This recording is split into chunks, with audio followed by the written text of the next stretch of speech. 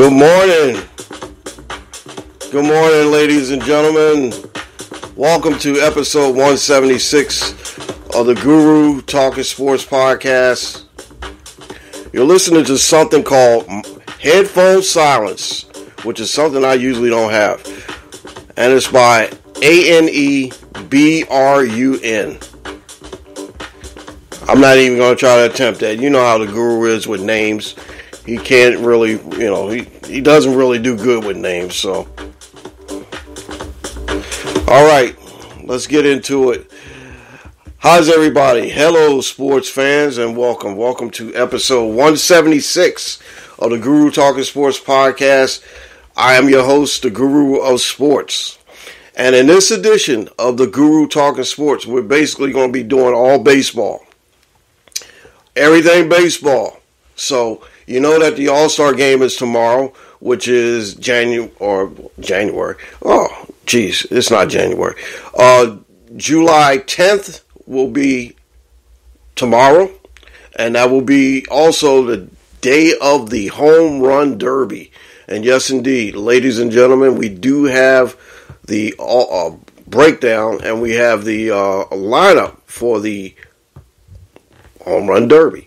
Exactly. All right, so I know I'm a little bit, I don't know if I'm like trying to catch a cold or something like that, because I don't know what it is that it's been kind of weird, kind of hot, really hot, and then when I come in home instead, in here in the studio, it's kind of cool, and then I have to walk back out, kind of hot again, kind of cool, whatever. All right, so I tell you what, this is what we're going to do on the show, on the podcast this week.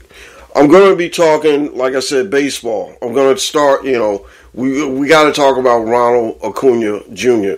We're going to talk about Ellie De La Cruz and what he did last night. We also got to mention the combined no-hitter from last night. Might have something special for you. Oh, I did see this that popped up a little bit earlier.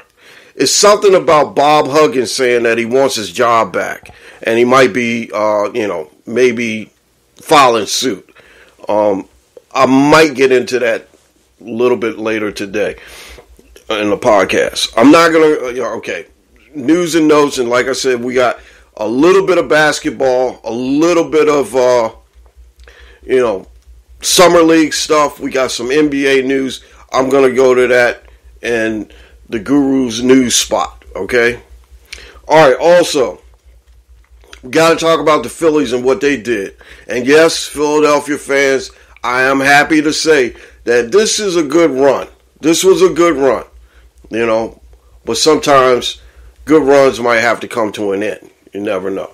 All right, on the other side, the flip side, we're going to be talking about you're going to talk about the baseball standings for right now. And like I said, some teams mostly everybody is going to be playing today except for the Dodgers and the Angels, because their series ended last night, and basically they're not playing today. So they're done. They're already on the All-Star break. And then we're going to have to talk about the All-Star game. Might get the rosters down and see, who some of the replacements. I know that Austin Hayes is going to be replacing Mike Trout, so he's going to be starting, I guess. The Home Run Derby. We got to talk about the Home Run Derby. And also, like I said, I got something special. I'm going to try to talk something special, or bring you something special. I can't really say. But anyway, and at the end, I got to pay tribute to a neighbor of mine who just passed away, and passed away on Tuesday, which was 4th of July. So I definitely got to get into that. So anyway, let me start off by talking about the Orioles and the Yankees. That was a good series, split for the Orioles. Yankees came out beat the Orioles first two games. Orioles came back, and going out the door, the Orioles gave the Yankees a good spanking, 14-1. And look, when I was watching that game, everybody was hitting. Everybody was hitting. I mean, 7 runs in the second or something like that, and they basically spanked the Yankees pretty good.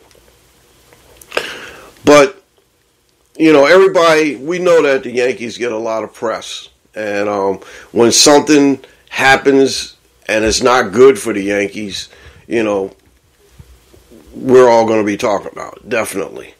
But I want you guys to know that, hey, the world doesn't revolve around the Yankees.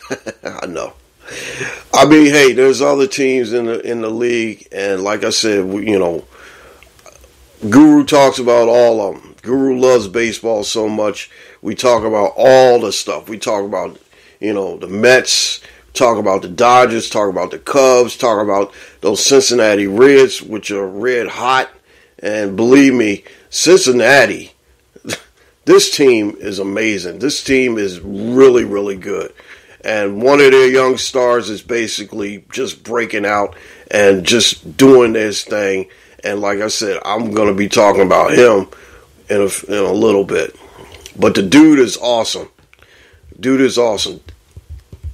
L.A. De La Cruz, which is, oh man, can't say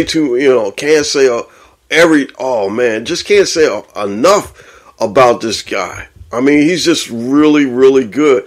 And, he's just a good kid. I mean, a really, really good kid, good kid. And like I said, it's just something that, we're glad to see because, like I said, baseball has been, down in the dumps for a while. Now it's back.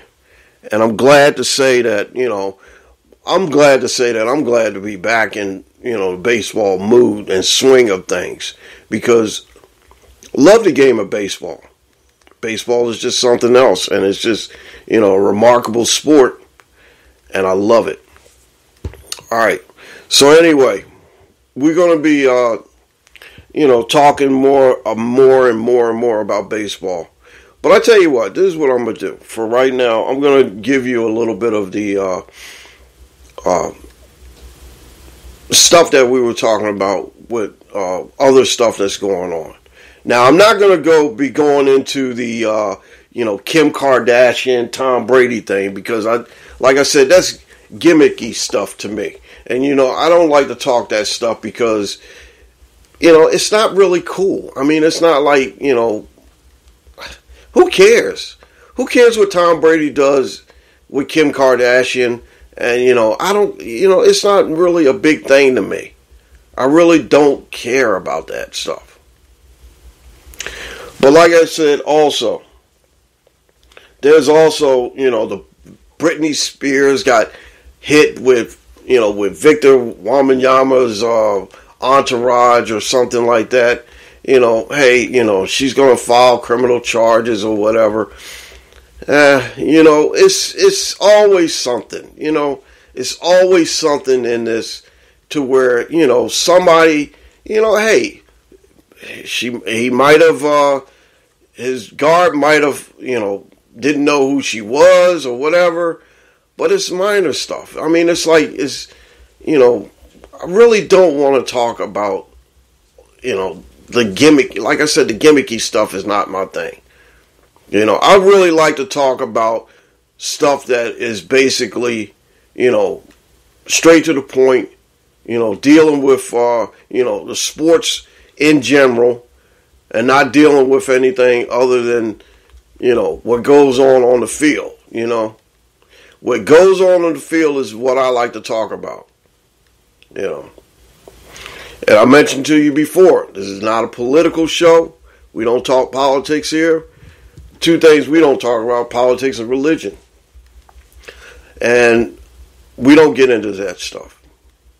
But like I said, what we do is we talk about players, people that are on teams, individuals or whatever.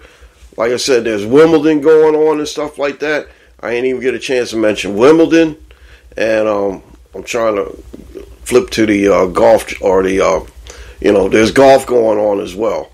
But Wimbledon is going on round 16 or something like that, round of 16, and it's whole lot of stuff that's going on. But the thing about it is that we don't get into any other kind of like stuff that really doesn't matter. Only thing that matters is stuff that goes on the field and the players as well. All right, so what I'm going to do, I'm going to take a little break right here because I think I done talked enough. Just rambling on is not a good thing. But anyway, voice actress lady is here, and she's going to be giving me her thought, or basically what she does so well, and she's going to talk for a second. Here she is, right here. You're listening to the Guru Talking Sports Podcast. All right, guys, welcome back to the Guru Talking Sports Podcast.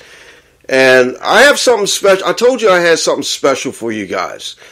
On the line right now is my good friend, my man Hector from Washington Heights, New York. Now, I want to tell you, he's remarkable, outstanding on Twitter. That's where I found him, and actually, I found him on the radio. And like I said, we all have a common bond. We all love the great Sal Licata, and matter of fact, Hector is probably one of the best in the business of knowing the law. I'm sorry, Hector. I'm a little nervous of knowing the New York Mets, and he's right here with me. Hector, I want to thank you for joining me. And like I said, man, I get a little nervous when I talk to people, but I just want you to know that it's a pleasure and an honor to have you on here right now. No, man. Listen, far too kind. That introduction was way too much. People are going to say, wait a minute, something special. This is the doping guy first, but I appreciate it, man. I appreciate all the kind words. And there's nothing to be nervous about, man. It's just two people talking some sports. That's what I do. That's what you do. With your thing. But yeah, I'm just glad to be here. I feel honored that you even asked me. No. You know what I mean? So believe me. I appreciate the invite, and anytime. Anytime you want me on, I'm definitely ready to do it. I appreciate it, but like I said, I was going to tell you that I know that like I said, you're from New York, Washington Heights. Now, like I said, the thing about it is that when I listen to the Fan all the time. Matter of fact, I listen to the Fan. I listen to CBS Sports Radio. I listen to a lot of stuff, a lot of talk radio. But like I said, when I drive overnight and I'm on the road, it seems as though that Sal Licata always brought me in. And like I said, there's a lot of you guys out there that are really, really, his guys, his callers and stuff. And I respect that. I respect you. I respect, Eric from Ronkonkoma. I respect everybody. And my man Stewart. I love Stewart. Stewart is like the funny. Stewart is great. The funniest. I mean, everybody. Bob from Bayside is another guy that I love listening to. But Hector, you basically do something on Twitter, and I want you to promote that and talk about that. What do you do on Twitter that we all know about?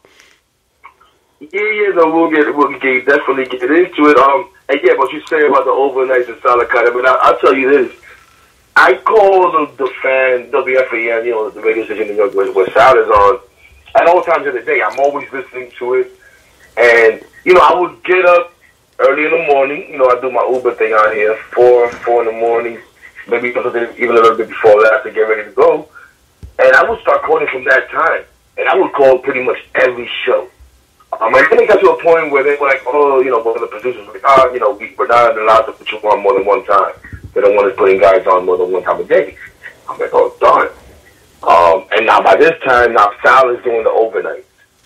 And I kind of started working the evenings a little bit more. But I'm not going to lie. because Sal is so good, I started to work more on the overnights because I love this show. And then I started to mainly call his show because I didn't want to waste my one call and then not be able to get on his show. Because I enjoyed the interaction with him so much. I enjoyed his show so much. And the callers, too. And I kind of became known during his show a lot more, too. Like, I even had already some kind of recognition that other callers mentioned me, like, oh, that guy Hector made 4 points. I'm like, oh, interesting. People are actually listening to what I'm saying. I'm just a caller just like them. Okay? Yeah. And then, like I said, I got more into calling Sal, and I don't know, I'll be honest, I had mentioned to Sal that I had tried to go to the Connecticut School of Broadcasting here out in Connecticut. Well, they have a campus out here in Long Island. Yeah. And, you know, they didn't accept me. They said I had too much of a New York accent. And I was like, oh, okay, that's interesting. And honestly, I wondered, with the thought, okay, maybe I can get on the radio. But I'm like, you guys do a whole bunch of other stuff. You guys do, you know, video, audio, all kinds of stuff. I just want to be in sports. I love sports. Would I like to talk about sports? Absolutely. But if I can hold a camera, I do that. If I can do a board in the control room, I do that. As long as I'm around sports. I just want to be happy with what I'm doing. The guy's like, no, but we have to be able to sell you and everything, whatever. So I shared that with Sal, and Sal, you know, we have become friends. I can actually say Sal's a friend. Yeah. You know, like a close friend. No, but Sal's a friend. I have his number. I can call him pretty much any time. Same thing with him. I text him. I text Talkin. So he hit me up privately. He's like, yo, dude, I think you can do this. You know? Yeah. You could do something. Like, you know what you're talking about. You know, you should go, why don't you try to do some videos? Do some reactionary videos, do stuff. And, you know, he put a bug, and I had another friend of mine who kept telling me the same thing. Actually, someone who I became friends with, my boy Jack, Upper West Side, I'll give him a little shout. Became friends with him over the radio because he made a comment on Sal's show, and I made a comment about what he said, and he, you know, felt like I misunderstood his comment. He had told Sal and those guys that he would like to be able to speak to me. And he left his number. I was like, sure, no problem. I don't have a problem. You feel like I misunderstood you? You want to talk to me? Let's do it. Yeah. And we become friends. And he's been telling me that, yo, dude, you need to do something. You not hear how people react to you on the radio. And the fact that you know that you have the personality, you have the charisma for it. I don't believe none of these things. But he's already telling me. So I'm like, okay, maybe I need to recognize it. So I was like, okay, how am I going to do it? And I decided to do these videos on Twitter. Yeah. And I called them Blunt Thoughts. And the reason why I call them Blunt Thoughts is kind of like a double meaning one, but I give you the meaning now. No problem. Go ahead. My opinion sometimes can come across as blunt, you know? Yeah. The way I speak sometimes, and I have to be careful in life, not just in sports or anything, because sometimes I come across as aggressive, you know what I'm saying? Yeah. I've had this issue all my life since I was a kid, where people tell me, oh, you're so direct in the way that you say things. You don't hold back. So I'm like, you know, if I haven't did anything, I would call it blunt thoughts. And there's another meaning for it, but we'll leave that out of it. But yeah, so I got to doing these videos, and I've gotten good feedback. I've gotten really good feedback. I have to be honest. I'm humbled by it. And it's been mostly positive feedback. I'm surprised. And yeah, you get your critics every now and then. You get your trolls every now and then. Yeah. But for the most part, it's been pretty good. But you know, like anything, some videos that I do get good feedback, get a lot of views. Some don't. I don't know. Sometimes it depends on the time of the day or what it's about. You know, there's a couple of things that you say and people latch on to right away. You know, yeah. And people love negativity. So if you put anything out there that's a little negative, people jump on it. But no, it's been a lot of fun. Like I said, I call it Blood Thoughts. And yeah, I put them on Twitter almost every day. It's been mostly Mets. I did a little Knicks during the playoffs and stuff like that. But yeah, it's been mostly Mets. The Mets are my heart. I love talking Mets. But yeah, thanks. Yeah. Well, you know, Hector, like I said, you know, I've caught it. And that's where I actually kind of, listen. Like I said, I listened to you, and I was trying to, I was driving a couple days, and I was like, oh my God, he mentioned his Twitter handle, and I gotta remember his Twitter handle. I gotta go to it, and I gotta check out, what he was talking about. So I actually. Because Sal mentioned it a couple of times. I love Sal. Yeah. He mentioned it a couple of times. I even told him privately, like, man, I don't even know if I feel comfortable with you doing that, but thank you. But yeah, that's the thing. I've never, I don't know if I could go, go on the radio, but hey, guys, if you want to listen to me, you need to blog thoughts on Twitter, Yeah. My Twitter handles that, I don't even know my damn Twitter handle, to be honest with you. Hey, but the thing is that, like I said, like I do this podcast, but I don't go around and, when I do go on the radio or so and, mention this, because the thing about it is that, like I said, if people, like what I do, they'll find me. Like I said, they'll believe me. They'll find you. And like, I had a couple people that found me on, after I do this, I throw it on Twitter. And a lot of people say, oh, my gosh, this is pretty good. It's kind of silly, but yet it still is good.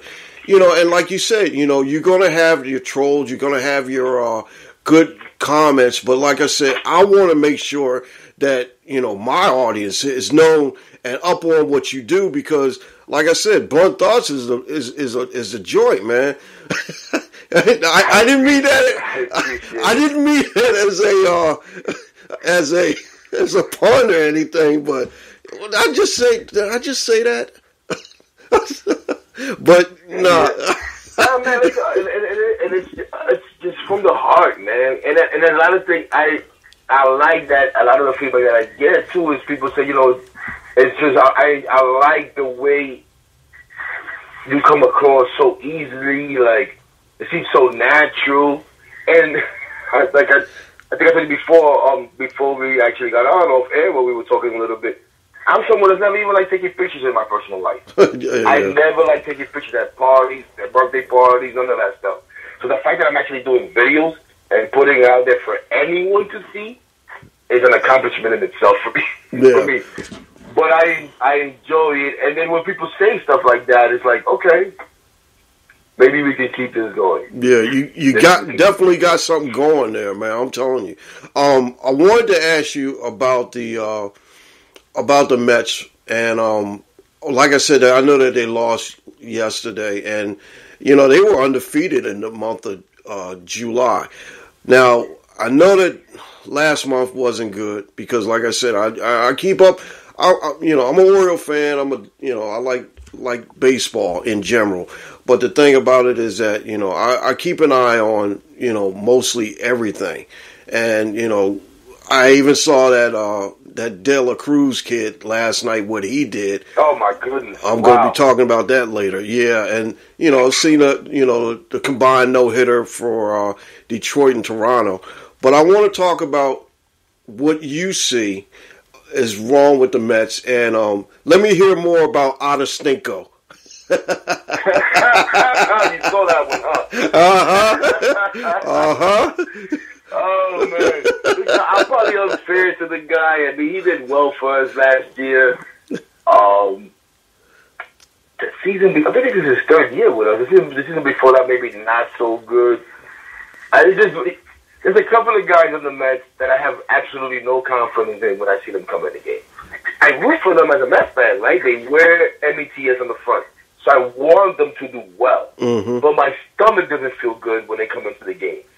Otostinko, or we'll respect him and call him by his name, Ottavino, and Drew Smith. I cannot stand to see these guys come in the game. They come in the game, and I like I said, my stomach starts churning. I feel like bad things are coming. And for me, it feels like most of the time they fail. But obviously, if you look at the numbers, that's not the case. I'm probably being a little bit unfair. But just the Mets, I mean, I don't know how far you want me to go, where you want me to go. But it's been a tough season. It's been a tough game, tough to watch the games. What was it, 2 Sundays ago, I think it was now? That whole meltdown with Philadelphia where... Bingham, and I forget who the heck the other guy was. But when we couldn't get him out and we started hitting guys and walking guys all over the ballpark in the ninth inning and blew, what was it, a 4-run lead, I think it was? Yeah. 3-run lead? Yeah. You know, and that felt like, okay, it could not get worse than any worse than this. This has to be it. And still, it continued for a couple more days because June wasn't over. Yeah. And it was the whole month of June. And it's been, as fans, and you listen to the fans, a lot of the fan base feels like, and some people blame Buck. Some people, you know, I think the main thing is that the team didn't get quality starting pitching to start out. Yeah. And that put a strain in the bullpen early and made Buck use guys in situations that maybe he didn't want to use them or that they shouldn't be put into, but he had no choice. Yeah. Yeah. And one thing I kept saying is, you know, everybody's blaming Buck and why is Buck doing this and why is Buck putting this guy here. But sometimes or eventually, these players also have to pick Buck up. Yeah. See, because when he puts the guy in and the guy gets the job done, nobody complains. Mm-hmm. It's just like, oh, the guy did great. So, you know, Buck is trying and he's putting these guys in, but unfortunately for him, everybody that he's asking to step up for him is letting him down. Yeah. And then for whatever reason, the offense couldn't get going. And as you start losing games and you keep losing games, you're losing games, you're losing games, and you're not scoring runs, what happens? You get more pressure. You want to do more. And now you're trying to hit, and you even heard Friday Francisco Lindor say this. And we've been saying it as fans. I've been saying it. I may have said it on a video. I may have not said it on a video. I go into a lot of Twitter spaces to talk about the Mets. And you can see at times, you know, where guys are trying to hit the 5-run homer. Yeah. Yeah. Or hit the 4-run homer, hit the grand slam, but there's nobody on base. Mm-hmm. You know, and guys get too big. But, like I said, as you're losing and the pressure starts mounting and all the criticism, it only makes it worse. Yeah. And I remember any of us that play sports, and we're talking sports just because we play sports for the most part, right? And we love the sports. And it's not the same. We're not professionals or anything like that. But, you know, baseball is a mental game. Yeah, it is.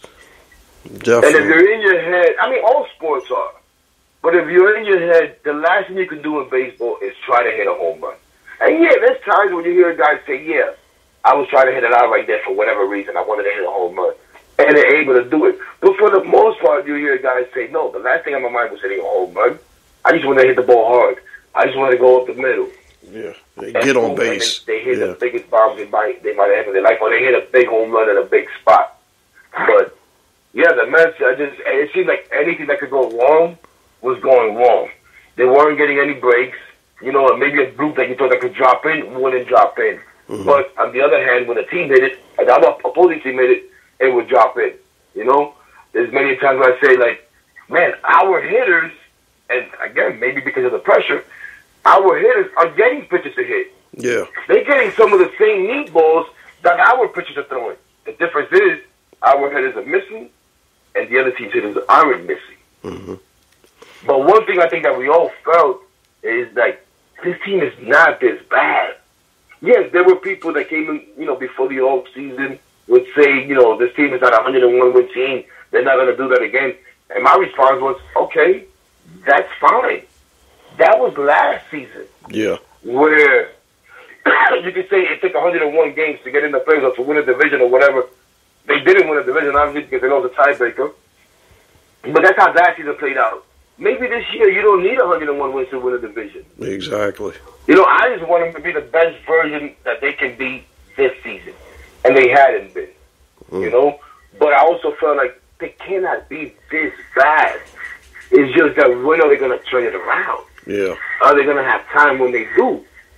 And now it took to July 1st, and like you said, they were undefeated up until last night. And it may or may not be too late. And listen, they're probably not as good as 6-0, right? As undefeated in July or whatever, they 6-1 in July. But they're not as bad as, and now I forget what the record was in June, but it was horrible. Yeah, yeah. You know, so just find that balance, find that in between where you're not playing that good, you're not playing this bad, but you're playing good enough to continue to win more games than you lose. To not go on a 3-game losing streak. If you're going to lose 2 games in a row, okay. You can't really afford it at this point because of the hole you dug yourself into. But okay, but you cannot go on a 3-game winning streak. Yeah. So right now, we saw many times during the season where the Mets almost came out of it, right? We had that great series with the Rays, comebacks. You win a series where nobody expected them to win because they were struggling. Nobody expected the Mets to beat the Rays one game, let alone win the series. Mm-hmm. But they did. They followed that by beating Cleveland and winning that series. I think they might have even swept them. But then they followed that by getting swept and by losing to the Nationals, and I forget who else it was. Mm-hmm. And then they go out to Philadelphia to finish sweep from there. Yeah. So you cannot go now 6-1, 6-1 now to start July and lose the next 2 games. Or lose today, so that'll be a 2-game losing streak, and then come back after the All-Star break and lose that series to the Dodgers. Yeah. Then forget about it. Yeah. That whole 6-0 start was nothing. It was just the same thing that we've been doing all year. Yeah. You're teasing us, you take 1 step forward and 3 steps back. Mm-hmm. Hopefully that's not what we have going on here. Yeah. Very important for them to go out there and win today. But yeah, the season has just been, some people are pointing back to Edwin Diaz and him getting hurt and that being, and I cannot dismiss it. But I also feel like that was before the season. That didn't happen while the season was going on. So you already knew what you were dealing with. Yeah. Yeah. And the truth is, Robertson, although he scares me a little bit too, has done an adequate job, filling in as the closer. It's just mainly it's been the bridge to get to Robertson. Ottavino hasn't been as good. Rayleigh's been okay, but missed some time. Drew Smith, whom we need to step up. We needed him to step up this year. Yeah. We were looking for him to be better anyways already, right? Yeah. To have to show some growth. But now that Diaz is down, we need you to step up. And he hasn't been able to do that consistently enough. Yeah. I know he had a good inning the other day, but still a little scary. Yeah. Now, But yeah, it's just been a lot of things. A lot of things have combined for them to be where they are right now. yeah. Now I wanted to ask you, how do you like your general manager? I heard something that he said out of a press conference. He said something about Max Scherzer and Verlander have to have ball behavior or something like. I'm like, what the hell is this guy talking about? I mean, I don't know. I think my opinion only.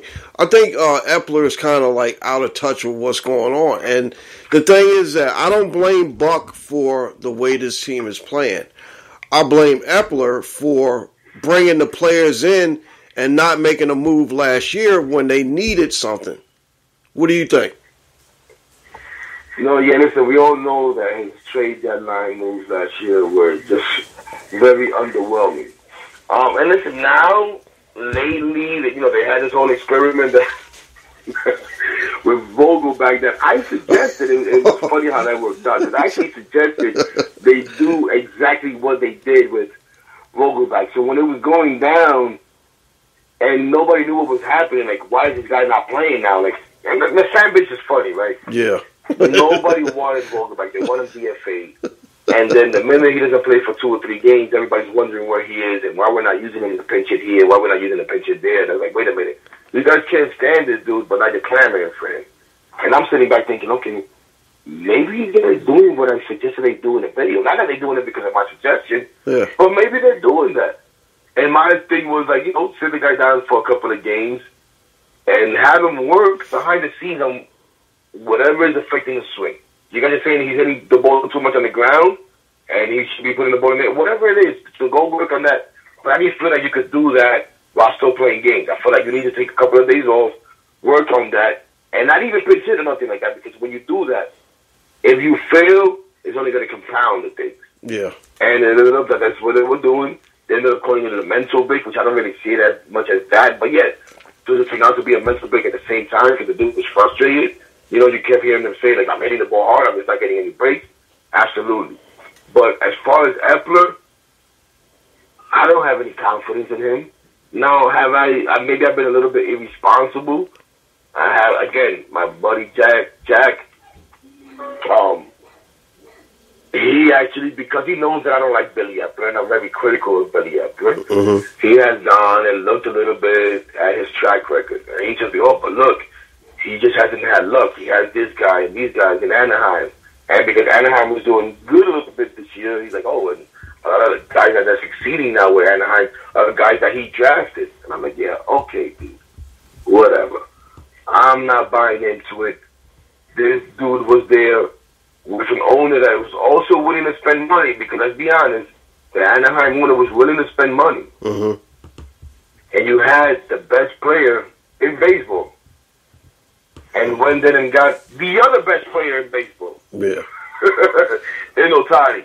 You got Mike Trout, you got Shohei Ohtani, and you were able to do nothing. You know, you went out there, you gave a big money contract to Rendon. Okay, he got hurt. That's not your fault. But he was never able to really build a pitching staff, it seemed like. Yeah. Over there. Because that always seemed to be their problem. They'll be able to score runs, but they never had enough pitching. Yeah, they always never had great pitching over in Anaheim. And, you know, like I said, I used to, I still do. I cover newspaper, or actually a website I'm on, which is Cali Sports News. I haven't written in a long time, but the thing about it is that I used to write about the Angels. And the Angels' problem has always been their pitching. Then they would bring up some, you know, pretty good players or so, you know, Tyler Ward or something like that. And, you know, but like I said, it's just that they never could get over the hump. And being in the shadow of the Dodgers is not a good thing either, you know. But, all right, so, and now he's in the shadow of the Yankees, and a lot of people, like, Sal loves him. Sal thinks he's the best man for the job. Sal likes to harp on the fact that he came through the Yankee system and learn under Brian Cashman. I'm not high on the dude. I don't like what he's done with the team. I think, hey, listen, anybody can go out there, and some people will tell you this wasn't even him. But any of us can go out there and throw a boatload of money at the most popular player, or the most popular free agent at the time, and possibly go out there and get him. I want you to be able to get the guys that nobody thinks that you can get, you know? But just because we have money now with the new ownership, doesn't mean we have to have the highest payroll all the time. Exactly. Or that we have to give out the highest contracts all the time. Yeah. You know what I'm saying? Like, exactly. I want to see this guy be able to make the shrewd deals. The deals that you're like, oh, okay, the Mets pulled that off. All right. Whether it be a trade, whether it be a free agent, you know, yeah. When you go out there, you sign Justin Verlander after losing Jacob deGrom. Because I'm not even going to go on Scherzer because I wanted Max Scherzer. Yeah. As a fan, I felt like that was a move that the Mets should make. I felt like he brings some of that intensity, some of that fight, that even, I don't want to call it anger, but yeah, some of that the Mets didn't have. I feel like the Mets had too many nice guys. Yeah. So I was okay with Max. The price with the age is a little crazy, but okay. You know, some people want to say, oh, well, he went out there and got Verlander. And I'm not trying to get Verlander, but maybe the move was not to go get Verlander. Maybe you take that money, you go get maybe 2 starters and another arm in the pen, or, you know, and the team is just as good, if not even better. Yeah, exactly. Yeah. You know, I want to see stuff like that from my GM. I want to see you make a trade where I don't got to hear that the Mets overpaid for Darren Ruff because we gave out J.D. Davis and 4 other minor league players. For rental, it does absolutely nothing for us.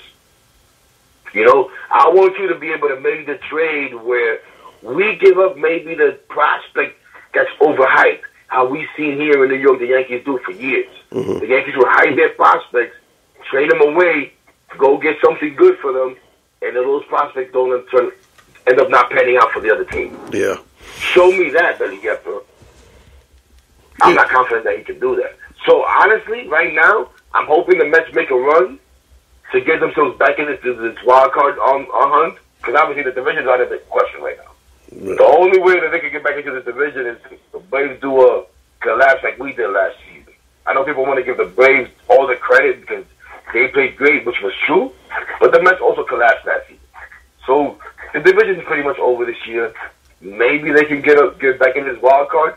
They're on their way now. They continue to play the way they are. Like I said earlier, winning today is important. But I am also terrified of what Billy Epler will do at his trade deadline. And do I trust that if he moves any of these prospects that we have, that he moves the right ones, and that he gets the right value for them? I don't know. I don't know, but we're going to have to see if he's the man tasked with the job right now, at least for now. Yeah, well, like I said, I just hope that, like I said, I keep my eyes on the Mets. I'll follow the Mets more than I do the Yankees because, like I said, I'm divisional rival, kind of like, hey, that's the thing. But like I said, it's just that, like you said before, the Mets have to keep winning. Just keep winning. Just keep playing. Like I said, it's not Buck's fault that the guys are not playing right. Buck is not out there. And like you hear people saying, fire Buck. Who are you going to bring in? That's the question. If you fire Buck, who are you going to bring in? Yeah, no, I was not with that, especially not in season. Yeah. And there was a point where I was like, you know what, even I got on there, like, you know what, maybe Buck does need to go. But then, by that time, I had an answer, which many people probably wouldn't agree. But, yeah, no, I did not want to fire Buck. And then people would say, fire Buck and bring down Carlos Beltran as the manager. What? Listen, Beltran might have been a great player. We know that Beltran gets credit for, being a good clubhouse guy in the sense of being able to communicate with guys and stuff like that, and a lot of credit for being a leader amongst the Houston Astros and their run while he was there. Yeah. And also credit for the cheating scandal. But we'll leave that out of it. That's not why. Yeah. I just to me, it's like this team came into the season with high expectations to get into the playoffs and make a legit run at a World Series. Is that the team that you want to hand over mid-season to someone who's never managed at any level? Low level? And Carlos Beltran? Heck no. Not me. Not me. Do I want to fire Buck and elevate my bench coach, Eric Chavez, who is his first year as a bench coach? Was he a good hitting coach for us last year? Absolutely.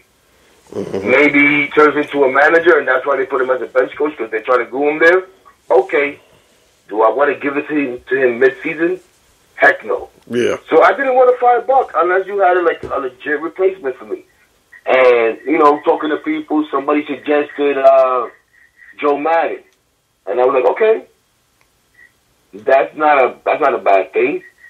And then as it keeps going, recently, I even did a video about it, maybe like 2 weeks ago, where I said, if you're going to fire Buck right now, which I think maybe you should, because the thing that was frustrating is, why is this team playing so bad? Why does this team look like, and a lot of this happens when you're losing, right? When you're losing, you're not going to look happy. You shouldn't be happy. Yeah. And when things keep going against you, you're going to sometimes put your head down. It's not because you've given up. It's just because you're at a loss. You have no answers. It's frustration. Exactly. Yeah. But it was like, what has happened that it seems like, and some people were like, oh, this team is not playing for Buck. And some people were like, no, it's not that they're not playing for Buck, because if you listen to them, they love Buck. But have they gotten complacent under Buck? This is what I started to feel like. They've gotten complacent under Buck. And Buck with too much of it's going to be okay. And when there were times in the season where, as fans, right or wrong, and I'm old school, right? I'm 47 years old. I see the game in a lot of old ways, Mm-hmm. So if a guy doesn't run the ball out, a guy doesn't hustle after the ball in the outfield or whatever the case is, a mental mistake, bench him. Yank him from a game. So when Daniel Vogelback hits a double and absentmindedly runs past second base, knowing that you're not going nowhere, I don't even think he hit a double. But whatever the case may be, I forget the situation. But he absentmindedly goes 2 or 3 steps past second base, knowing you're not going anywhere. So what the heck are you doing? And then you just half-assedly trying to get back to the bag, and you get tagged out. And now we lose out on a run because the runner that was going home does not score before you get out. Yeah. I'm benching you. Exactly. That can't happen. Exactly. But Buck doesn't do that. Buck lets it go. Brandon Nimmo then feels in a situation, and you probably shouldn't be stealing it. Now, he gave a good explanation as to why he did it. I accepted it. But my whole thing to him was, because of an explanation, he said, oh, well, 9 out of 10 times, I make that. That's unacceptable, Brandon. In this situation, you needed to be sure you were going to make it. Exactly. You needed to make it. Exactly. And because you didn't make it, sit your ass for a game and think about it. So that next time you make a better, because that's how I would do it. But Buck never did that, right? Yeah. So now I felt like, okay, maybe these guys feel too comfortable on the Buck. Because they love him, he loves them, they all get along. You see, when they win the handshake line, it's all shits and giggles, right? Mm-hmm. So maybe they've gotten too complacent. And I felt like, another thing that frustrated me is because I liked it. I was Buck. I was Mary Buckmas with Sal and all that. I was all for hiring Buck. Because I feel like this team will let the season get away from them for the last few years. Yeah. With the mentality of, well, it's a long season, we'll get him tomorrow. It's okay, we'll get him tomorrow. It's okay, we'll get him tomorrow. Well, eventually you run out of tomorrows. Yeah, because exactly. the season is limited to 162 games. Yeah. It doesn't go to infinity. And also, like I said, there were times this year where Buck maybe should have said, that's wrong, we need to improve upon that. We need to do this better. This guy needs to pitch better. And he wouldn't. He would, deflect. And he said, yeah, that guy was better ball, but this guy was great today. Mm-hmm. No, we lost. Nothing was great. Exactly. And all we keep doing is losing. So what's great about that? Yeah, it's not good. So that was my whole thing with Buck. But did I want to fire Buck and put a novice in there? Hell no. So what I suggested, just to end on that point, was recently I was like, you know what? I watch a lot of SNY. I felt like this team, it was at a point where it stopped believing in itself, right? Mm-hmm. So I started suggesting that maybe it's a waiver wire pickup. Maybe the team makes a trade with somebody. Maybe it fires a hitting coach, a pitching coach, or something, and bringing in a new coach. But somebody that comes in and says, hey, guys, you guys are better than what you're doing. Everybody believes that you guys are better. But for whatever reason, you guys have stopped believing in this room. It's time for us to start believing. Mm-hmm. And get this shit done. And listen, I know the rah-rah stuff. Oh, heck of the rah-rah stuff. These guys are humans. You do start doubting yourself. So my thing was like, you know what? If we're going to fire Buck, go bring me Terry Collins. Mm. But not because I want to keep Terry Collins here for a long time. Yeah. Because I felt like Terry Collins needed to go when he went. But because I watched Terry Collins on SNY all the time, and I know he believes in his team. And I know Terry Collins is fiery. So he'll come in and do the things that I'm saying, that somebody from the outside maybe needs to come in and reinstill belief into the team amongst themselves, Mm-hmm. Well, but here we are. They kind of turned it around on their own. Yeah. Well, I think what it is that the guys do need a jump start in their locker room. And like I said, hey, it's not Buck is not out there on the field playing with them. Buck has to manage what he's got. And like I said, I think that's what it takes. Like you said, it might be a waiver wire pickup. It might be a trade that they might be looking for. It's something that has to be a jump start, because like you said, like we all seen it. The team has been lethargic for the first three, half of the season. And like I said, time is, like Yogi said, it's getting late early. And believe me, now it's really getting late, because, it's only half the season's already gone, Yep. So, but like I said, I really. And you know what? And I'm sorry to say, but maybe they got it. And they got it from a guy that when they signed him, I think about crazy things, as you can tell from talking to me. On the field, you're and good. other stuff that can affect on the field play too, right? So I think about these stupid things. Yeah. When they signed Tommy Pham, back to what I've been saying, where I felt like this team needed some fire. Yeah. So when they signed Tommy Pham, people are like, oh my God, Tommy Pham, he's washed up. What's Tommy Pham gonna do? Because we wanted a bat. We needed an offensive bat as a fan base, right? All off season. We need a bat. Go out there and get us a power bat. Shit, some of us want to go out there and try to get Aaron Judge, damn it. Go out there and try to get get Trey Turner. Yeah. I don't care that he plays shortstop. I don't care that you don't think the Judge will go from the Yankees to the Mets. Try it. Exactly. They had the resources to try it. But they went out there and they got Tommy Pham at the last hour. And I was like, you know what? And I even tweeted about it. I said, Tommy Pham could low-key be the signing of the offseason. Right? In spring training, Tommy Pham was okay. Beginning of the season, Tommy Pham, okay, increases some playing time. The outfield play was And then it came a point where I think they said they were going to play the Cubs a few weeks back, probably a month already. Mm-hmm. And Buck called a couple of guys in and said, look, which is also was something that we think as fans has been a problem with the Mets. They try to go too much analytical, trying to get with the times, right? And that's fine. You want to use all this stuff. You want to have that pitching machine, whatever the hell it's called, all of this, the electronics, all of this new gadgets. That's great. But are you using it properly? Mm-hmm. So you have all these analytics. Are you implementing it properly? Are you understanding it properly? I think there's many times that they don't. But anyways, the point is, Buck calls these guys in the room. Mark Canna, Tommy Pham, Vogelback, I forget who else. A few guys. Mm-hmm. And it says here, look at this. This is what I have here. This is what the analytics department, this is what the numbers say the lineup should look like. Tommy Pham, you don't play for 3-4 days, according to this. And Tommy Pham got pissed. And Tommy Pham said, F the analytics department. I'm a ball player, damn it. I'm going to show you guys. And one and told Buck, I'm going to show that this is BS. Yeah. And credit to Buck. Buck played him. Probably when the analytics said that he shouldn't play him. And credit to Tommy Pham, he took off from that point on. So I'm hoping that maybe the guys see like, damn, look what this guy did when they told him that he wasn't good enough to play. He took that as a slap in the face, and he said it. He said it. I'm going to show the analytics department that they full of shit.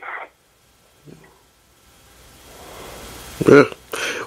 You know, so maybe that helps provide the spark. Maybe that's what's helped provide this little winning run that they're on right now. But yeah, this is a lot of stuff that's going on this year. Like, you know, even when you hear these guys talk sometimes, like, I don't understand how you go up to the plate and listen, if you're fixing the Mariano, of course you're going up there looking cutter, that's all he throws. Mm-hmm. And you're fixing the Avino, yeah, you should go up there looking slider because that's all he throws. He throws it like 80% of the time, 90% of the time.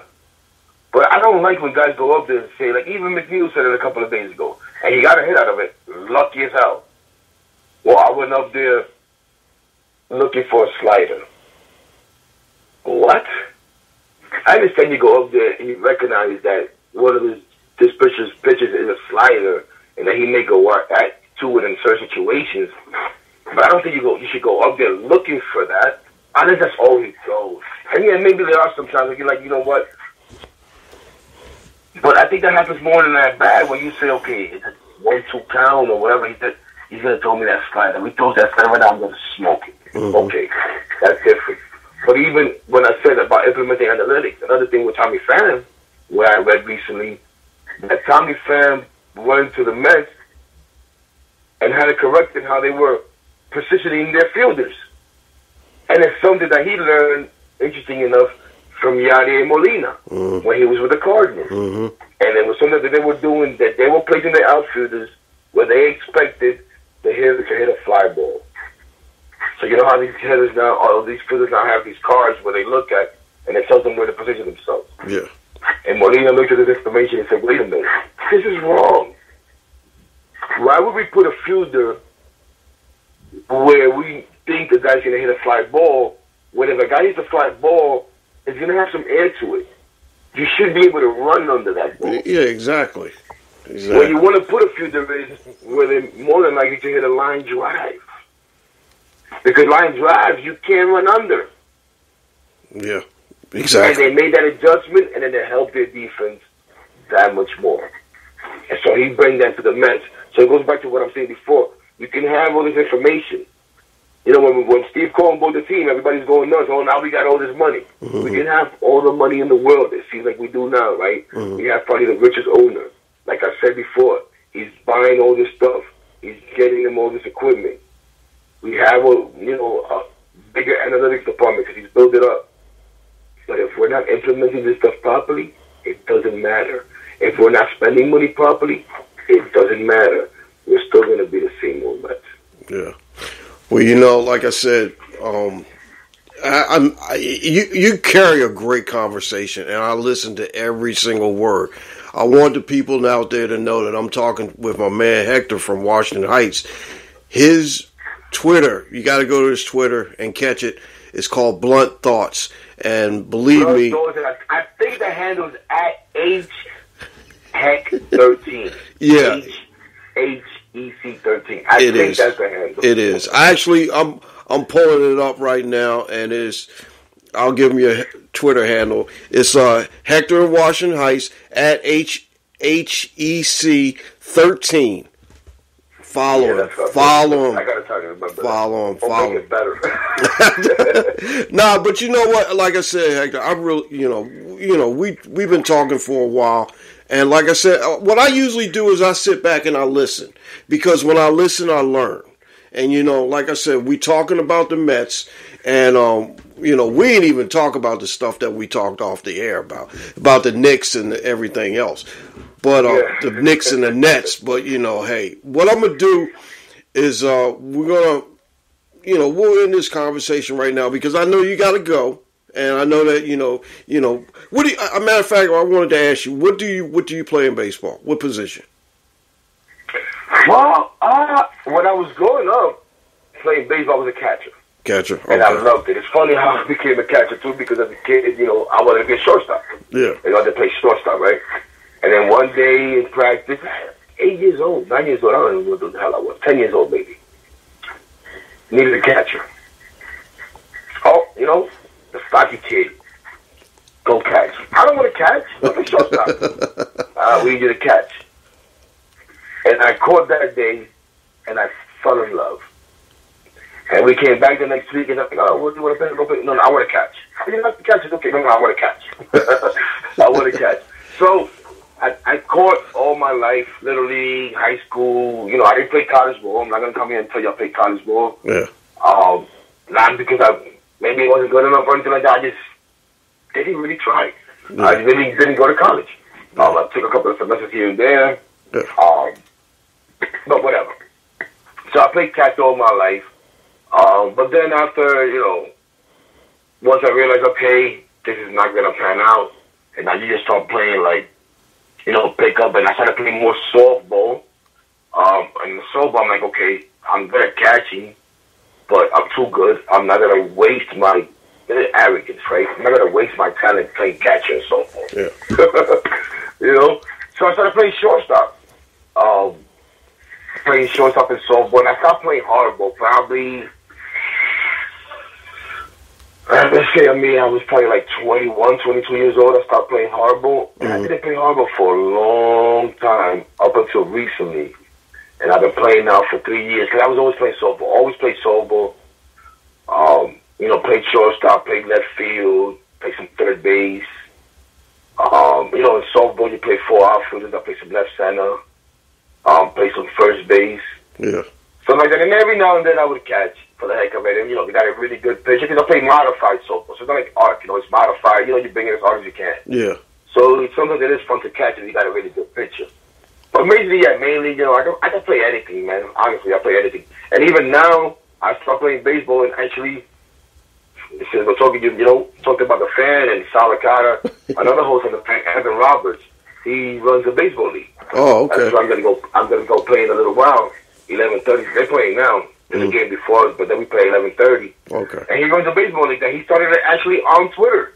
It used to be called Twitter Baseball. Now it's called the Fan Baseball League. So I play there now, and I play a little bit of outfield.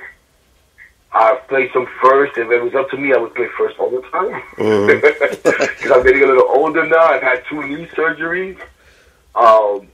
But I love it. I don't care. I got herniated and ruptured this. I probably shouldn't be playing, but I don't give a damn. I'm going to play this thing till I can't no more. Yeah, man, you got we don't want you to get hurt. We need you. We need you out here on. We need the blood thoughts, dog.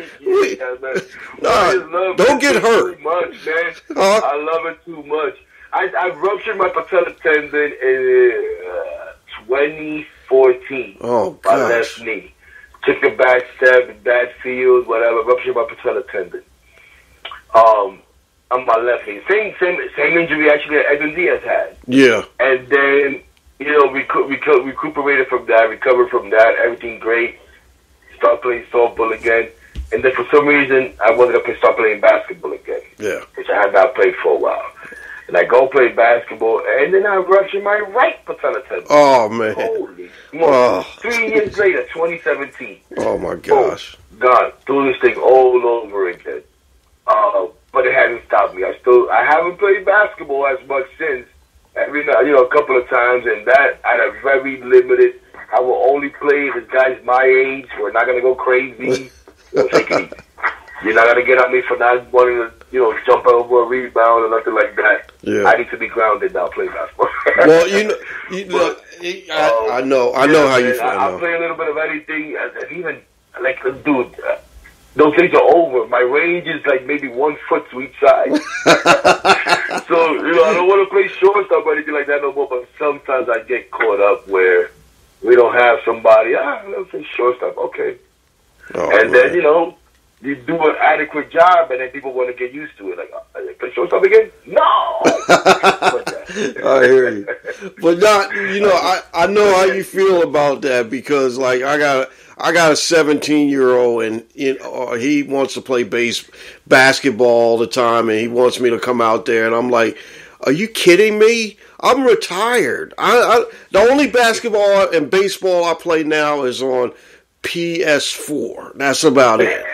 I'm not getting out. I do need to get out there and get some of this weight off. But the thing about it is that, hey, man, oh man. That's the thing too. For me, like, I hate exercise.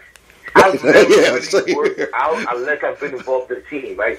That's what my workouts always consisted of. Whatever the team did to get ready for the season, and then in season. I've never was anyone to go to the gym. I went to the gym one time in my life. Not one time, but like one period of my life when I hurt my knee the first time. I signed up to the gym because I was upset. I'd never been hurt in my life like that. Oh, man. I was upset. Like, there's no way. I'm coming back. I'm not quitting. Yeah. And I went. I even got a trainer, and it was great. But then that trainer left. I felt good. I had even lost some weight. And it was like, to hell with the gym. Oh. So I haven't gone back. Oh, man. I probably should go back. But that's why I like to still play one. Like I said, I just love baseball. If I could play it every day and it was financially feasible for me to play it every day, I would. Yeah. But I can't. So I play 3 times a week. I play Tuesdays. And I do Uber, right? So right now it's what I do for a living. Yeah. So I'm able to work my schedule. So I'm able to play on a Tuesday afternoon. Yeah. I'm able to play Saturday afternoons, which kind of killed me because Saturday is like one of the biggest money days. Yeah. And I'm too tired to do anything, but what are you going to do? Yeah. And then I play baseball Sunday morning. So, believe me, Mondays, I'm done. Mondays, I'm done because I play back-to-back days. Yeah. And then I have one day to recover, and then I go back out there and I play on Tuesday. Oh, man. But it's tons of fun, and I feel like it keeps me in shape, at least a little bit, right? Yeah. At least it gives you some kind of activity. Yeah, yeah, that's the thing. Like I said, well, you check this out. My wife just bought me a treadmill, and she said, you know what? This is, she bought it, and she said, all right, here it is. Get your ass on it. And I'm like, oh, okay. So, believe me, I know. It's hard to get, oh, my gosh. Now, buddy, listen, I was thinking this morning, like, I was this winter, I'll probably get back in the gym. Because one thing I also started doing recently was riding a lot of bikes. Yeah. And, with a couple of cousins of mine and a couple of friends of mine, we go out there, we ride bike, and we even got into the NYC bike tour 2 years ago. Oh, that's cool. 2 years ago. That's cool. I didn't do it this year or last year because lately I haven't had the time to ride as much. and I didn't want to go out there and not be able to complete it, you know? Yeah. But there's 3 tours that they do out here. And they've already done the NYC bike tour. I forget what the other one is called that they already did it. And there's one more left in October, and I want to join them for that one. Mm-hmm. So I'm like, okay, I want to start riding my bike. I went for a short ride yesterday. I want to start riding my bike. But then I was thinking, like, you know what, this winter I need to get back in the gym, even if it's at least for the treadmill and bike riding in the winter time when you can't do outside, you know? Yeah. Because it's just too cold out here. Yeah, exactly. Just to get back in. So you mentioned the treadmill, and it's funny because I was thinking that this morning, too. Like, if I go to the gym, because I don't like the weight stuff. I don't want to be Mr. USA or that. I hate or the Schwarzenegger, right? Fit. Yeah. I don't mind being fit. You understand what I'm saying? Yeah. So I go to the gym, and I like to do stuff like, you know, I'll do the treadmill, I'll do the bike. There's a machine that's like if you're rowing. I like doing that a lot. I love the elliptical because it gets your whole body going. I like doing stuff like that. Yeah. This whole lifting weight stuff, Macho Man, you know, and I ain't got time for that. I hear you. Yeah. Hey, but, you know, like I said, man, you know, we could talk for a while, and I know that you got to get ready to split, but, you know, what I wanted to do is just tell you that, you know, like I said, man, you're welcome here anytime. And what I'm going to do at the end of my podcast, what I usually do is I always give some credit to people. And like I said, what I'm going to do is I'm going to mention you now from now on to let people know, hey, look, you know what? Make sure that you know, pick up Twitter. Make sure that you pick up Blunt Thoughts. And check out my man Hector in Washington Heights. And believe me, man, this has been a really, really cool thing. And like you said, man, don't be nervous. I feel a lot at ease now. But you know, I appreciate you, Hector. And like I said, man, you know, you're welcome here anytime. Anytime. No, man. Thank you so much. Thank you for supporting me. And the other thing I'm doing, I'm going to be sure to support you also. And I appreciate it, man. Yeah, definitely nothing to be nervous about, man. No. You're the one with the podcast. I'm telling you what you are. I know. I do this all the time, and believe me, this is not a perfect thing, but the thing about it is that, like I said, man, my thing is that I like to go out, I like to meet people, I like to have friends. Everybody wants to, you know, be liked and everything, but the thing about it is that, you know, I'm like the person that if I see something successful, like I told Sal, I can spot talent. I've been listening to Sal ever since the CBS days, and like I said, every time he get on the radio or whatever, it's like must hear radio, and I'm drawn to greatness.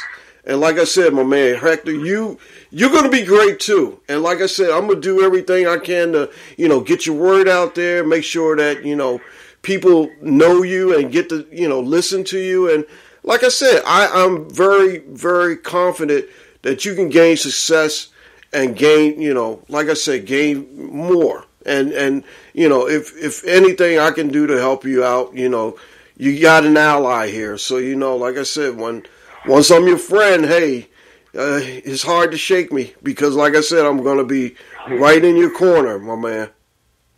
I appreciate it, man. I appreciate it. I don't even know what to say, but I'm humbled by those words.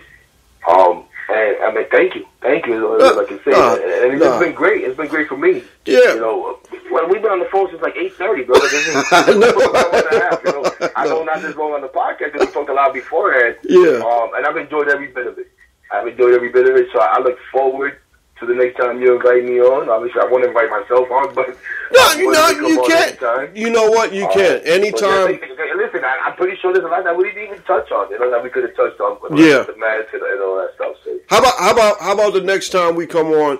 We'll talk about the Knicks and the Nets, and you know, we'll just chop it up with the Knicks and the Nets. Is that cool? No, we could do that. All right. Definitely. All right. Yeah, so like I said, now I got somebody to talk to. You know, I had a co-host. I had, I got a friend that helps me out also. His name's Dave May Jr.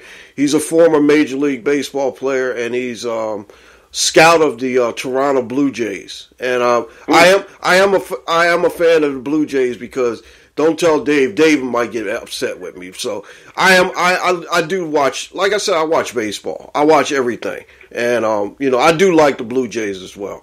But like I said, man, when the Orioles had to play the Mets, I'm gonna put my fandom aside, and I'm just gonna be watching baseball. I'm not gonna root for neither one, but I'm just gonna enjoy the games. But I wanted to tell you. Like I said, I really appreciate you. And, my man, you got my number. You keep it. You text me, call me, whatever you want to do. And like I said, I'm glad. And Sal made this point.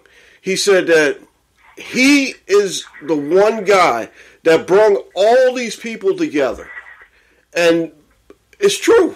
Like I said, he's done it. I mean, like I said, I can't wait to listen to him on the middays. And believe me, I'm just happy for him and his success. And like I said, your success is going to be even better. Believe me, it's going to be even better. I appreciate that, man. Thank you so much. Yeah. Thank you so much. And thank you again for the invite. I've had people reach out to me.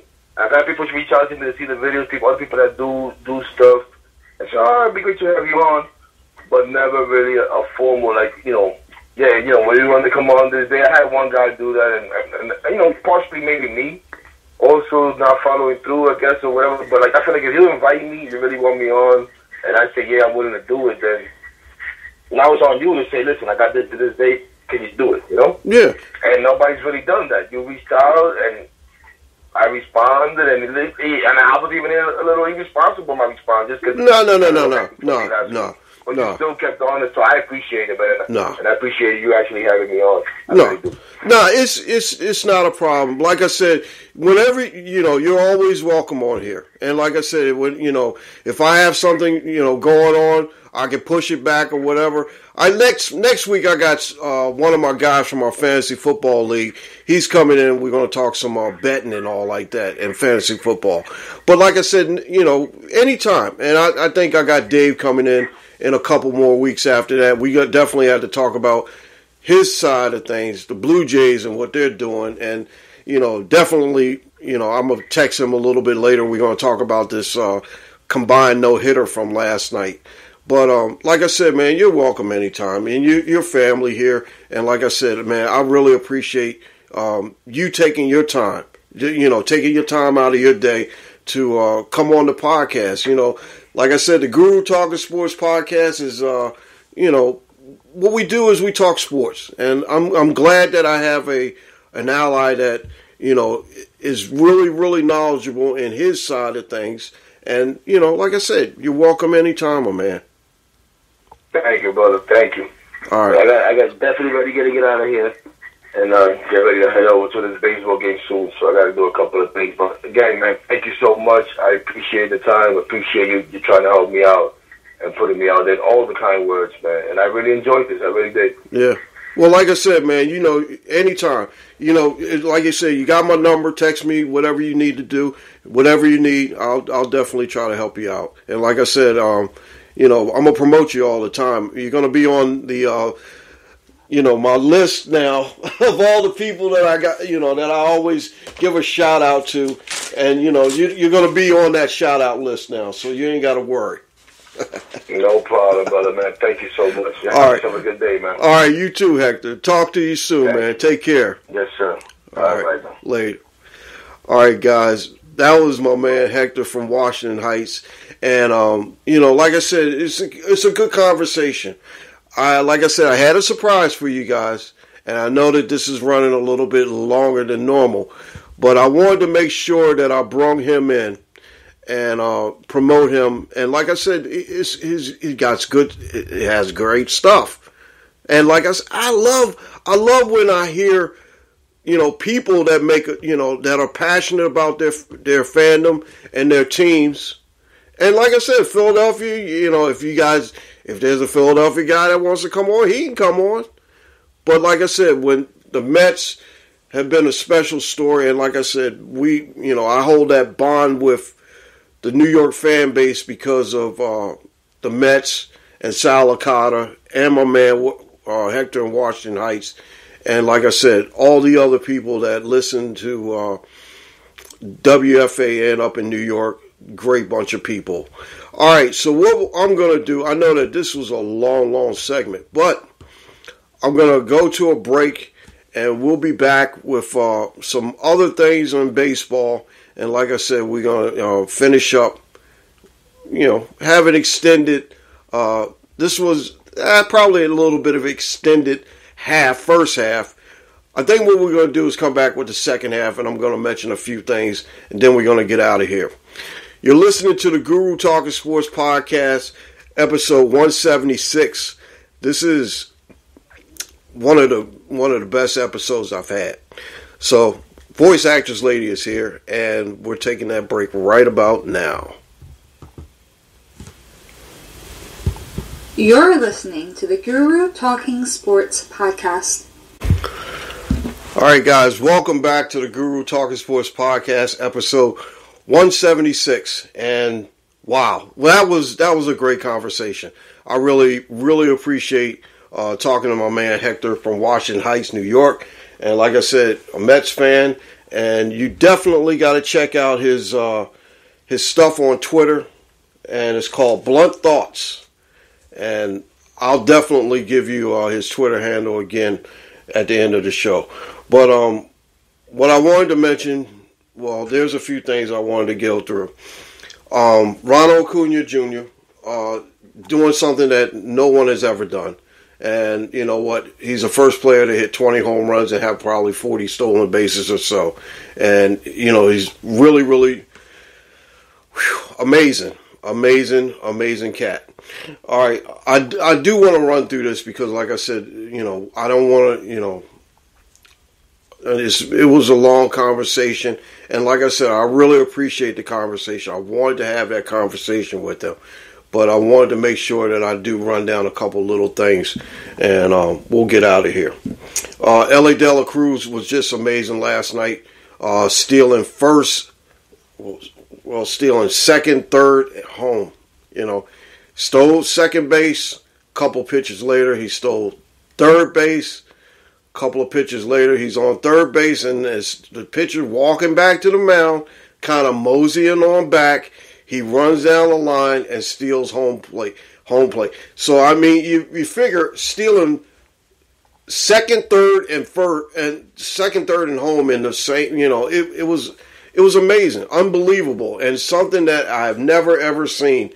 I mean, I've been watching baseball for over 50 some odd years, and that's to kind of like tell you how old I am or so. But like I said, that was just amazing to what he did and the way he did it. I mean, it was just like something that you never see, something that you never see, and you figure, hey, you've seen it all in baseball, but no, you haven't. And like I said, one of the things that we do see is the combined no-hitter, and the Blue Jays felt, kind of got the short end of it yesterday. Three relievers, or two relievers for the Tigers came in and just shut down the Blue Jays 3-0, and oh man, it shut down my team. Matt Manning was the winner, 3-1, and I haven't seen this kid before, so it wasn't a perfect game because he had a couple walks. He had three walks, but 5 Ks, 6 2/3 inning. They took him out, and next thing you know, they brought in Foley and Lang, and they basically shut down the Toronto Blue Jays, for a combined no-hitter. All right, so the combined no-hitter was something else that we had to talk about today, and just a reminder or so. But there's other things that we definitely going to have to get into. I'm not going to get into the gimmicky stuff with Brittany and Wembanyama, Victor Wembanyama, but I did get a chance to see Victor play the other night. And I thought that, it was not bad at all. Little nervous, But I tell you one thing, he was a defensive prowess and stopper. He had like 5 blocked shots or so. So, I mean, hey, the guy was just blocking shots left and right. And, you know, he got dunked on once, so whatever. You know, everybody gets dunked on. I get dunked on and playing 2K. So, you know, it's not a big deal. All right. So anyway, he got blocked, you know, dunked on or whatever. So whatever. Anyway, not going to go into the Kim Kardashian, Tom Brady crap because it is crap, and I don't do that gimmicky stuff talking about, you know, that stuff, whatever. I do got to give the Phillies credit because the Phillies did come with a 13-game winning streak on the road, and it was the first time since 1976 they had a 13-game winning streak.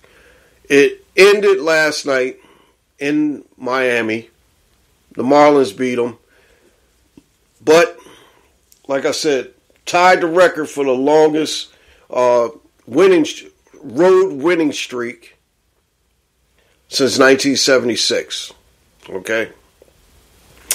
All right, so I was going to do baseball standings, but I'm going to try to hold off.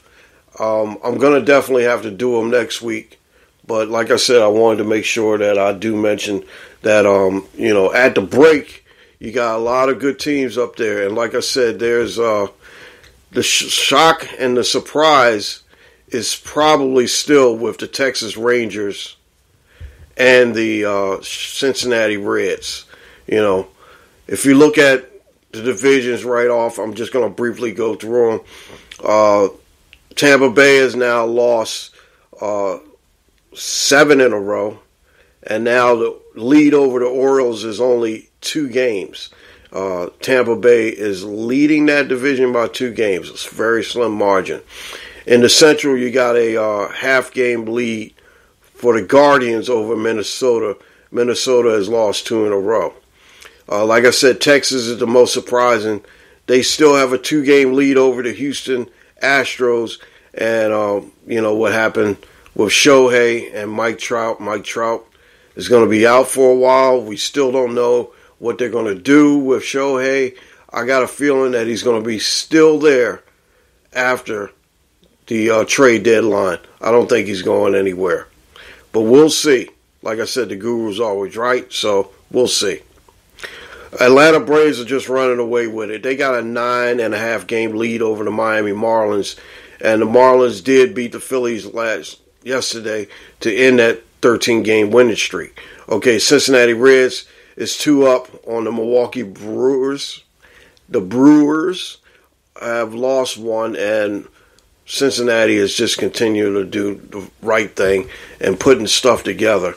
And like I said before, Ellie De La Cruz is the man.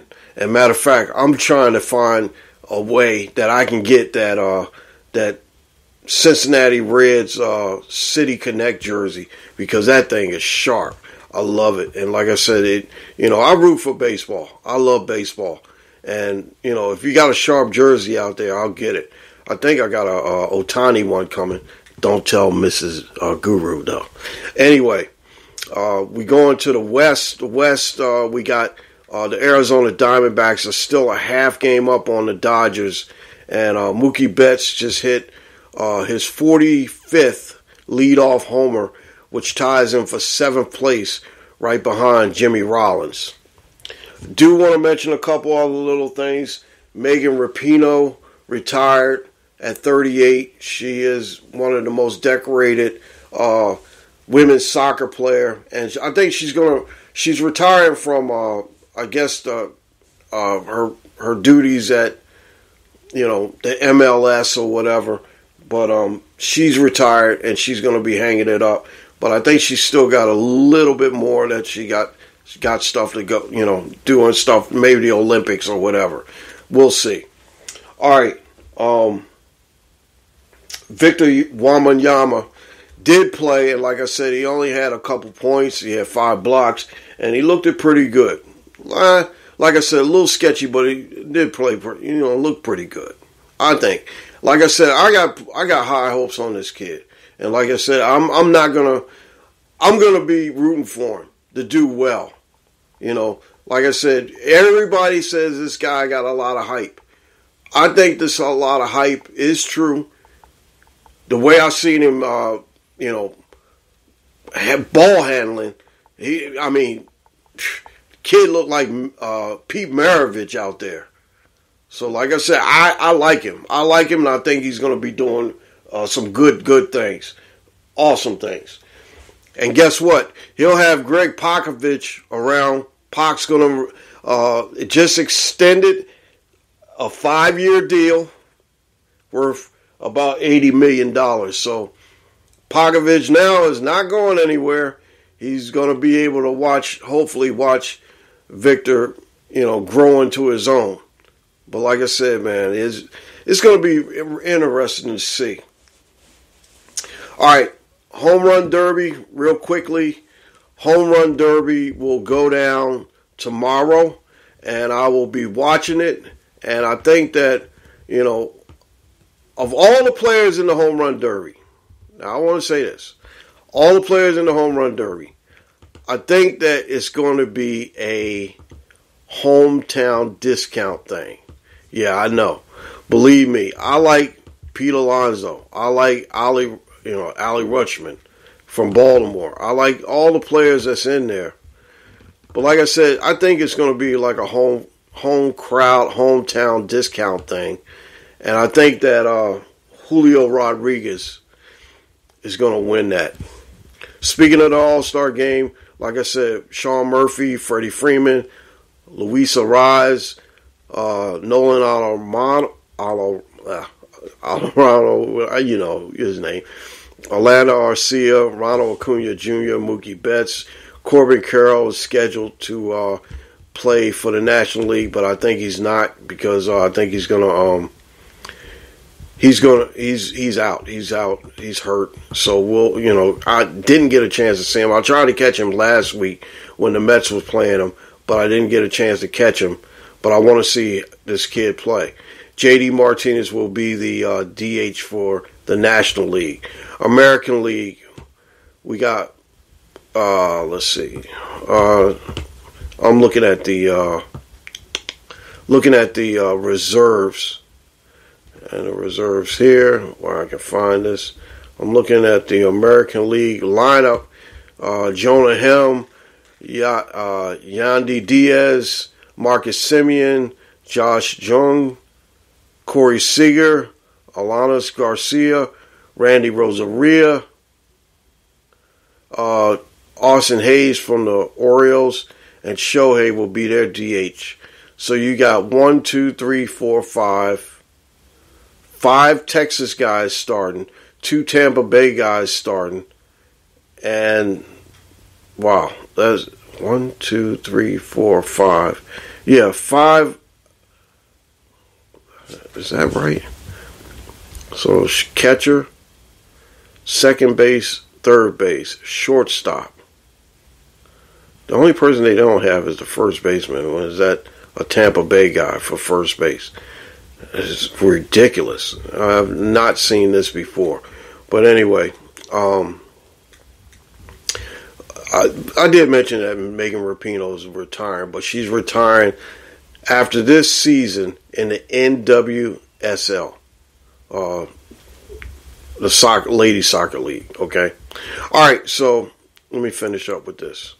All right, your reserves for the All-Star game: Batista, Cano from Baltimore, Seattle, Luis Castillo, Emmanuel Clace from Cleveland, Garrett Cole from the Yankees, Nate Eovaldi from the Texas Rangers, Carlos Estevez from the Angels, Kevin Gossman from my Blue Jays, Sonny Gray from Minnesota, and he got rocked yesterday by the Orioles, Callie Jansen for Boston, George Kirby, Seattle, Michael Lorenzen from Detroit, Shane McClanahan from Tampa Bay, Shohei from Angels, Flemia Valdez from Houston, and Pablo Lopez from Minnesota. And like I said, there was guys that were hurt. Mike Trout is hurt. He's out, and he's not going. Okay, for the National League, you got Bednard from Pittsburgh, Corbin Burns, Alex Cobb, San Francisco, Alonzo Diaz from Cincinnati, Camilo Doval from San Francisco, Bryce Edler, Atlanta, Zach Gillen, Arizona, Joshua Gray for Washington, Josh Hader from San Diego, Mitch Keller from Pittsburgh, Craig Kimbrell, Philadelphia, Clayton Kershaw, Los Angeles, Kohei Hashinga from New York, Justin Steele, Chicago, Spencer Strider from Atlanta, Marcus Stroman, Chicago, and Devin Williams from Milwaukee. Those are your reserves, and everybody, those are your players. Like I said, Allie Rutschman is going to be in the home run hitting contest, and good luck to everybody, and the All-Star game. Since I'm an American League guy, I think I'm going to go with the American League. Like I said, the Home Run Derby is going to be set up pretty good. And we're going to go with Julio Rodriguez to win the All-Star. I would like to see Pete Alonso win it again because Pete will be going for his another title. But we'll see. We'll see what happens. And we'll definitely be catching it because, like I said, I'll check it. I'll definitely check it. Okay, so the last thing I got to mention is pay a tribute to a neighbor. I have neighbors here that I talk to all the time, and then some of the neighbors, don't want to be bothered, or don't care, or just don't respond.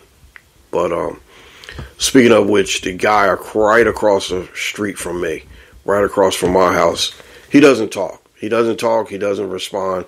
I did approach him years ago when I first moved here, and he don't want to be bothered. No problem. The lady that sits right next to me on my right side, she's very friendly, and I know her son. He used to be a big Jordan fan, and Jordans. We would compare Jordans, we compare shoes, and he's a great kid. Kind of in front of his house sits my friend BJ, which is her initials, and Tony. Tony was a really cool guy. He reminded me of a older guy that was really cool. You could talk to. He reminded me of an uncle. I only have one uncle left. And Tony was like a larger-than-life figure. And very respectable, very nice guy. And, I used to see him, when he was retired, and he used to sit out there on the porch and sunbathe and everything. And I was like, there's Tony. He's getting it in. He's really enjoying that retired life. And he was always good to me, good to the family. Loved me, loved the family. And, we used to talk a lot about, he loved his Philadelphia sports. And Philly fans, I'm going to tell you right now,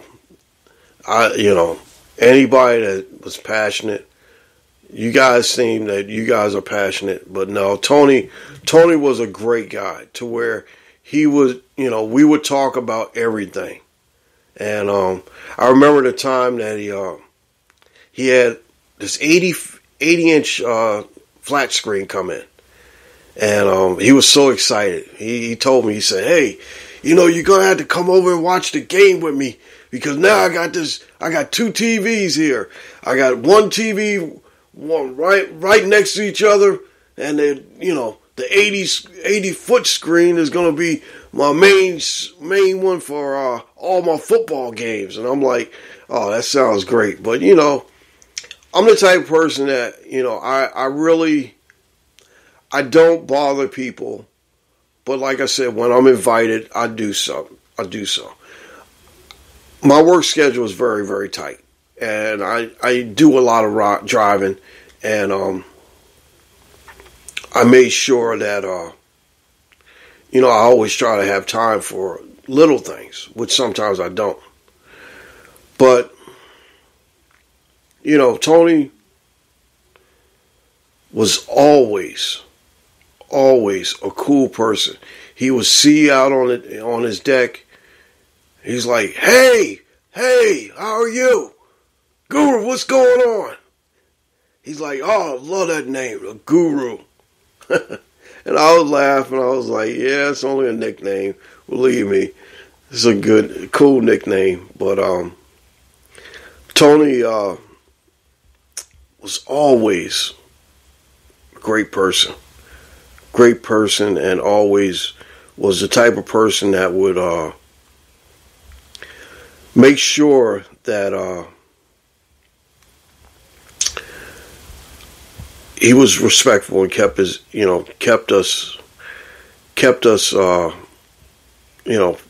as friends. So I have to say,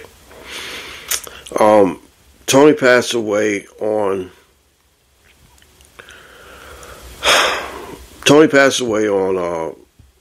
4th of July, and I saw, there were a lot of cars parked over there. And I thought it was just more or less the, people going over there to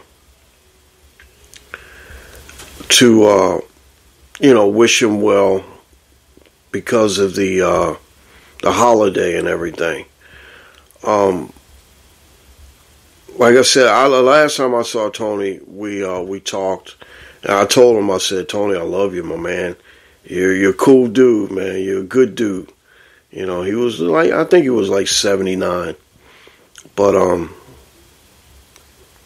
he was a guy that was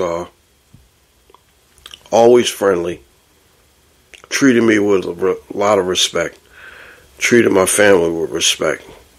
And like I said, I'm very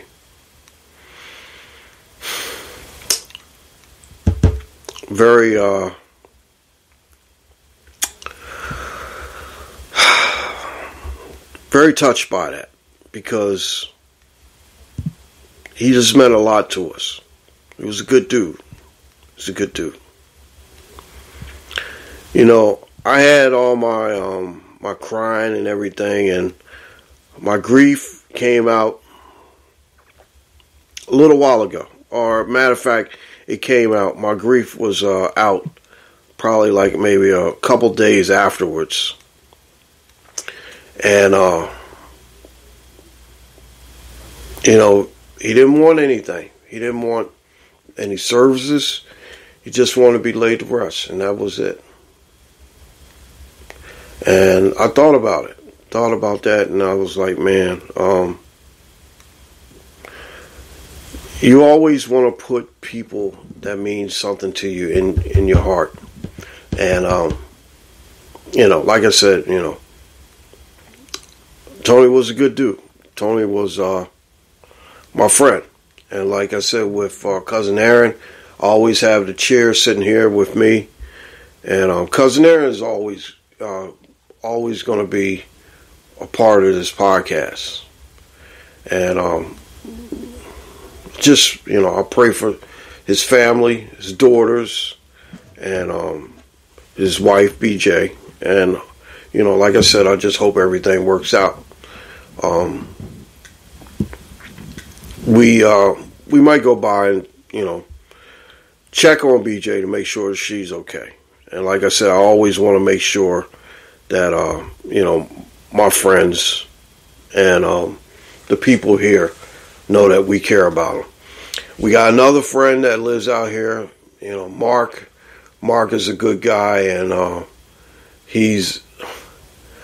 Every time I see Mark, it's like either here at the house or he's over at the seafood place where we pick up seafood. But I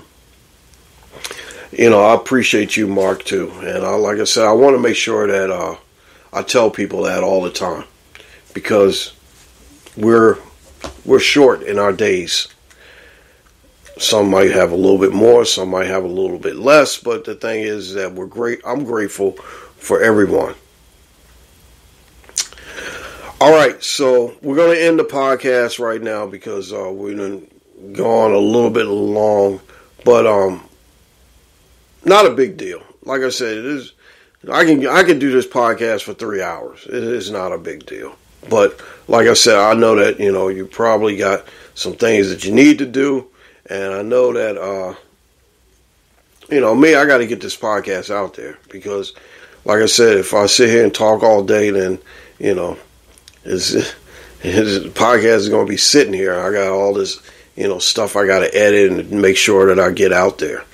All right, so like I said, you can follow me on social medias, and matter of fact, I meant to tell you that I'm on 2 new social media sites. I'm on Threads, so if you follow me on Instagram, you can follow me on Threads as well. And I'm also on Snapchat, and Caden Guru is on there. I'm trying to get Dante on there, but Caden, the first week with the Snapchat thing has been pretty funny, and like I said, some of my friends have found me on there, and they've been Snapchatting me up, and it's kind of cool. I like it. Caden's avatar is so funny. I love him. Caden's a man. But anyway, find me on YouTube. The Guru of Sports Show. Find me on Facebook. I'm under Guru's Briscoe. Facebook, Guru's Daily Shorts. IG is Guru Talkin Sports Podcast _ Guru Talkin Sports _ podcast. I know, it's just a lot of stuff. But find me on Twitter at MACKGTS _ BB39. Find me there. Like I said, this comes out of Spreaker. Spreaker is the main vessel. Spotify, Podchasers, Pod Gurus, Pod anything. iTunes, iHeart, Spot, everywhere that you find your podcast, you can find me. All right. Now, like I said, I have big props and shout outs. And like I said, the people that I always, support, big props and shout outs to the Mary Max Show on Grief. And Mary Max listenership has been growing because of us, and we help. And, like I said, hey, check her out. She's at Grief Authority. That's her website. And she does great stuff, and I appreciate her. Jeff Duarte, my man, Cali Sports News. Like I said, I'm going to make sure that I keep in touch with him. And like I said, I haven't written for a while because of all the stuff and all the work schedule and everything. We have to definitely do something. If Shohei gets moved, we definitely have to write something or have some feedback on it. My cousin Curtis, the Young GM podcast, they should be starting up pretty soon because of football season should be coming back. And, they do a great job with, their podcast as well. My baseball insider, Mr. Dave May Jr., appreciate you. My hip-hop guru, and he's the guru of hip-hop, and I appreciate him, my man, Mr. Danny Rivera, appreciate him. And now, like I said, we're going to start promoting my man Hector in Washington Heights, New York, and check out his stuff. It's called Blunt Thoughts on Twitter. Gotta find Hector on Twitter. What is it? Let me see. if you don't mind, I'll definitely give out his Twitter so you guys can go find that and definitely check him out. He's at HHEC13. Follow him on Twitter and check out Blunt Thoughts. It's a great video that he does. And like I said, I'm definitely here to help him out. And like I said, get the word out on him. So, hey, like you said, I say you buy stock early and watch it grow. Like I said, people, I appreciate, putting people out there and supporting them and, getting them out there, getting the word out there for them. Like I said, this is an information show. We promote and we put our stamp on everybody and make sure that we appreciate them and we make sure that they crush it and they do it and they, like I said, big things come from, listening and, understanding that we love our people that we promote and we put out there. All right, so the crew, Caden, Dante, Ray, and our cousin Aaron, we still love you and we miss you. All right, like I told you before, this is the Guru Talkin Sports Podcast, episode 176. And I'm watching something on Sports Center that says Bob Huggins wants his job back. Anyway, we'll talk about that next week. This has been a Black Goat production for Black Goat Sports, copyright 2023. We don't hate, we congratulate, we always create, and we don't steal from anybody when we promote as much as we can. Check out the hashtag Guru Talkin Sports and the hashtag Big Props. All right, guys, we're out of here. We'll be back next week with episode 177. And like I mentioned before, if you didn't catch it, I'm going to probably have my man Hunter on. We're going to talk to him and we're going to talk some betting and we're going to talk some fantasy football because he's the defending champ. And what I'm going to do from now on, I'm going to bring the defending champ into the house to have his say on the podcast and, promote it a little bit. Make sure that we have some fun. We're going to talk betting and, he's still upset because the Rays and the Braves didn't score 7 or 8 runs the other night. So, all right, out of here. You guys have a great time. Enjoy the rest of your sports weekend. Check us out. And like I said, appreciate you, Hector, for coming on. I really, really, really appreciate it. God bless you guys. Take care. And we will see you back here next week. The Guru will see you real soon. I'm out of here. Later.